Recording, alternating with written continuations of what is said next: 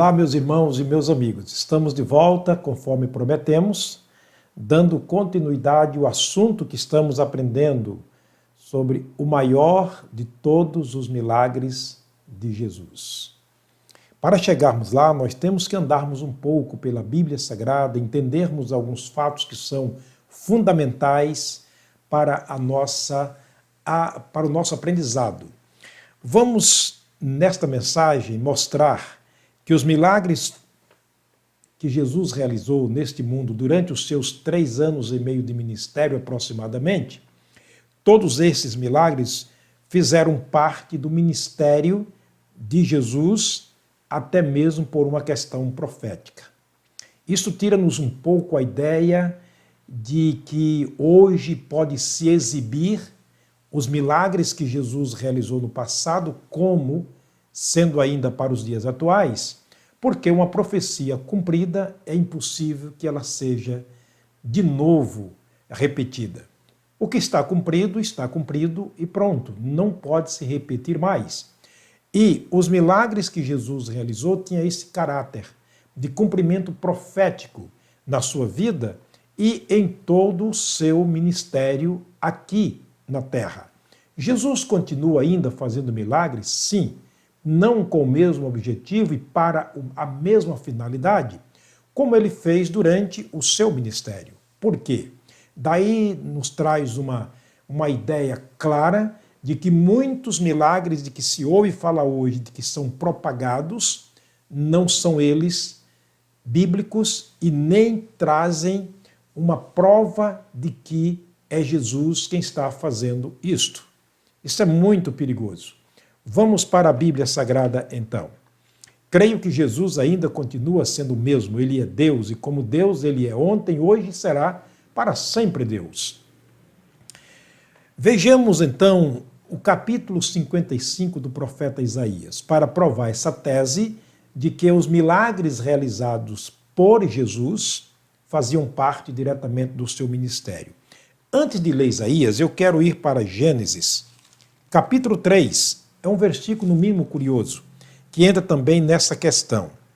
Capítulo 3, versículo 15. Olha o que diz a Bíblia Sagrada. Deus falando, e porém inimizade entre ti e a mulher. Aqui, Deus está falando com a serpente naquele momento, quando ela enganou Eva no jardim do Éden e levou Eva a pecar e contra Deus, Adão também, assim por diante, sucessivamente, a nação inteira, ou seja, todo ser humano tornou-se um pecador por causa de Adão. Vejamos aqui. E porém inimizade entre ti e a mulher, e entre a tua semente e a sua semente. Esta te ferirá a cabeça, e tu lhe ferirá o calcanhar. Percebe que aqui é a primeira promessa bíblica de um redentor para uma nação caída e para individualmente cada pecador.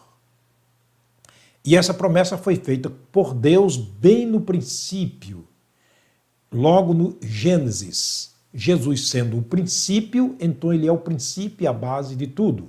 Ele disse que ele é o alfa, o ômega, ele é o primeiro, ele é o derradeiro, ele é o princípio, ele é o fim. Portanto, o que Deus está dizendo é que Jesus iria ao mundo para sofrer. Ele disse que ele seria ferido. Ouviu no texto lido que Satanás lhe feriria o calcanhar? Isso significa que ele traria no seu corpo as marcas de uma luta, as marcas de uma guerra, as marcas de um empreendimento para salvar alguém. Quem seria esse alguém?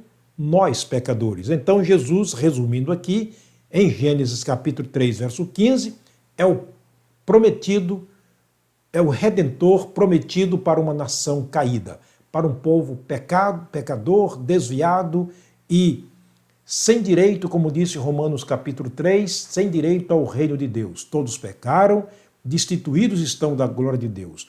Um povo destinado à morte. Romanos 6, 23. O salário do pecado é a morte. 1 Coríntios 15, verso 22 diz que em Adão todos morrem.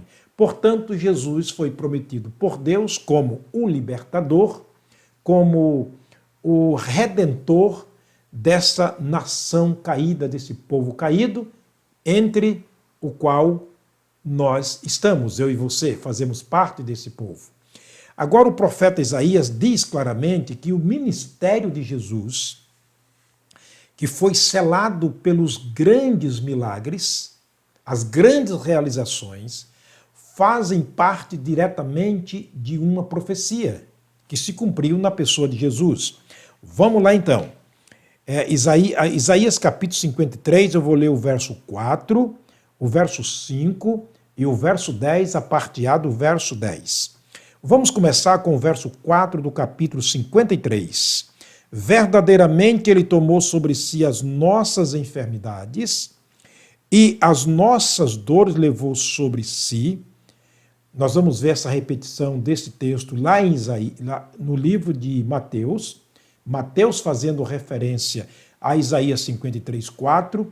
Ele vai dizer com muita clareza que tudo que Jesus Cristo fez de milagre é para se cumprir a Escritura. E aqui fica muito claro que Jesus tomou sobre si as nossas dores e levou sobre si as nossas enfermidades. E reputávamos por aflito e ferido de Deus e oprimido. Olha o que diz o verso 5. Mas ele foi ferido por causa das nossas transgressões e moído por causa das nossas iniquidades. O castigo que nos traz a paz estava sobre ele, e pelas suas pisaduras ou feridas nós fomos sarados. O verso 10, a parte A do verso, escreveu o profeta Isaías: Todavia ao Senhor agradou moê-lo, fazendo-o enfermar. Trata-se de enfermidade, de doenças. Então, tudo estava colocado sobre o Senhor Jesus. Não é à toa que o apóstolo Pedro mais tarde escreveu dizendo que ele levou sobre si, na cruz, os nossos pecados. Então, o profeta é muito claro, 700 anos aproximadamente, antes de Jesus vir ao mundo, o Espírito Santo já usava o profeta Isaías para trazer a nós, com muita clareza, sobre a vida ministerial de Jesus no que diz respeito aos milagres, curas e tantas outras coisas que ele realizou aqui neste mundo. Hebreus, no capítulo 2, o escritor desse livro nos dá também uma ideia maravilhosa, fazendo concordância com o que estamos falando e com o que diz a Bíblia em Isaías capítulo 53. Vamos lá. Hebreus capítulo 2, escreveu o autor desta epístola nos versículos 14, 15, 17 e 18. Quero ler um por um para que tenhamos uma compreensão total e fazermos aqui a concordância da Bíblia Sagrada. A Bíblia não é um amontoado de ideias. Não. A Bíblia é um livro com ideias cronológicas, numa ordem crescente, porque ela é a mente de um único autor. Deus é o único autor da Bíblia. Embora tendo sido usado aí aproximadamente 40 homens para escrever a Bíblia, homens que Deus usou como instrumento, mas a mente é de Deus. Por isso, quando você lê o Velho e o Novo Testamento, você vai ver que há uma única concordância. O que está em Apocalipse, aliás, em Gênesis, está em Apocalipse. Por exemplo, a árvore da vida, o rio da água cristalina. Portanto, a ideia é de um único autor, Deus. Por isso fica muito fácil, eu sinto muito à vontade aqui de poder estudar a Bíblia com você, sabendo que não estou aqui estudando ideias de homens. Estou estudando a mente de Deus. Vamos lá então, para o que disse o escritor da Epístola aos Hebreus, baseado no que nós vimos no profeta Isaías. Capítulo 2, eu vou começar lendo o versículo 14. Ele diz para nós o seguinte: E visto como os filhos participam da carne e do sangue, também ele, Jesus, participou das mesmas coisas para que pela morte aniquilasse o que tinha o império da morte, isto é, o diabo. já dá para perceber que a luta de Jesus em Gênesis capítulo 3, verso 15, era contra Satanás. Satanás está investindo contra Deus e Jesus através de nós.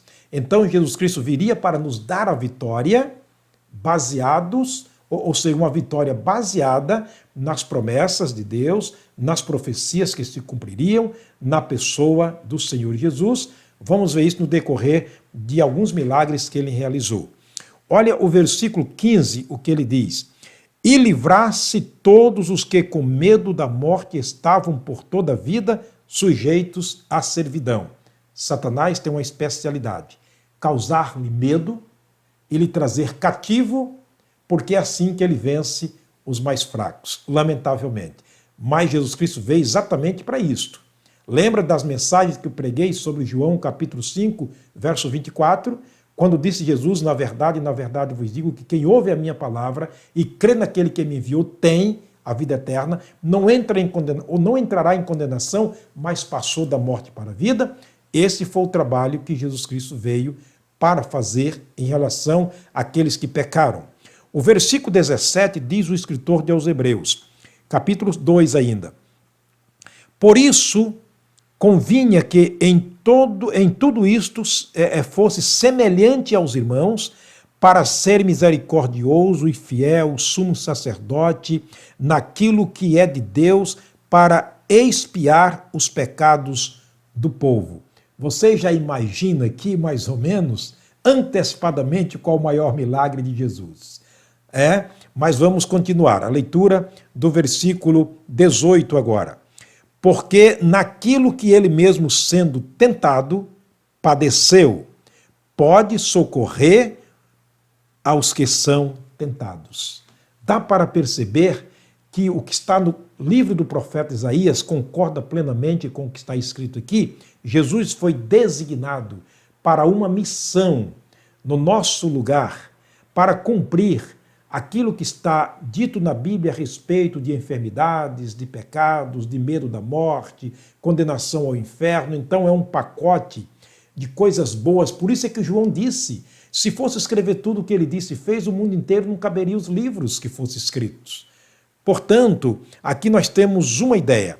Vamos terminar com João capítulo 30, versículo 19, no cumprimento de todas essas profecias. É claro que eu estou aqui sintetizando para você, como a Bíblia Sagrada é uma síntese de tudo aquilo que Deus fez, que Jesus Cristo fez, da obra, tanto do Pai quanto do Filho, é uma síntese, porque não temos como termos tudo escrito, como disse João.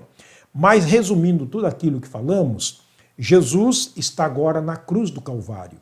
No capítulo 19 de João, João escreveu as palavras de Jesus.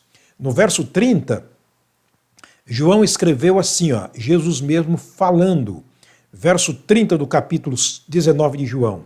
E quando Jesus tomou o vinagre, disse, está consumado. E inclinando a cabeça, entregou o Espírito. Concorda plenamente com o profeta Isaías, que ele tomaria sobre si as nossas dores, que ele seria esmagado pelos nossos pecados, que ele seria levado como cordeiro mudo perante o seu tosqueador e não abriria a sua boca. Jesus agora na cruz, ele declara, tudo está consumado. Se está consumado, já nos dá aqui uma ideia clara de que muitas coisas não podem ser repetidas mais nos dias atuais, especialmente no que diz respeito às curas, os milagres e assim por diante. Eu quero terminar orando mais uma vez. Pai, muito obrigado pela tua graça. Muito obrigado, Deus, por estarmos juntos diante da tua palavra, diante do Senhor, aprendendo sobre esse assunto importante, os milagres, especialmente o maior milagre realizado por Jesus. Eu quero orar pela pessoa que está me assistindo, inclusive neste momento. As pessoas que continuarão me assistindo. Abre as suas mentes, faz que elas compreendam, ó Deus, o sentido lógico da palavra do Senhor, escrita, pregada e crida. Oro com gratidão no nome de Jesus. Amém. Muito obrigado, meus queridos. Até a próxima mensagem, se Deus nos permitir, caminhando para descobrirmos o maior milagre realizado por Jesus.